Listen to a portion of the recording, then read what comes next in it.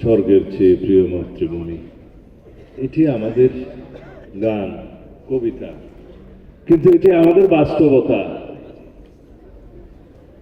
আমি অঝর নয়নে রব্বুল আলামিনের দরবারে হাত তুলে মুনাজাত করতাম সেই মৃত্যু গুহায়, যে আমার কবরের ঠিকানা কি আমার ওয়ারিসরা পাবে না।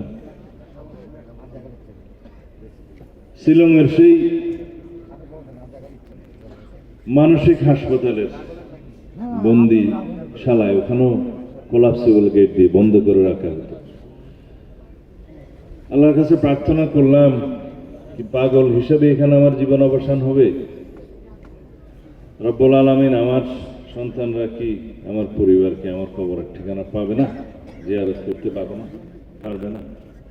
টানা তৃতীয়বার অর্জন করেছে দেশের সেরা সুপার ব্র্যান্ড স্বীকৃতি বসুন্ধরা টিস্যু। আল্লাহ মোনাজাত কবুল করেছে, কিন্তু তার মধ্যে লক্ষ প্রাণের বিনিময়ে যেমন আমরা স্বাধীনতা অর্জন করেছিলাম,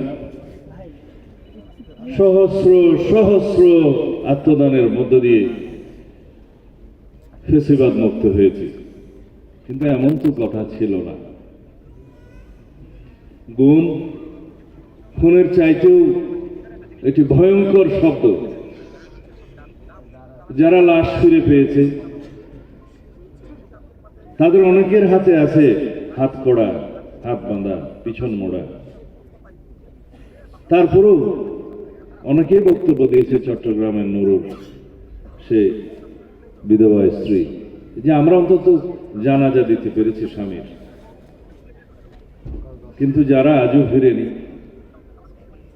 তাদের মা বাবা, স্ত্রী, পুত্র, কন্যা, তারা কি করবে?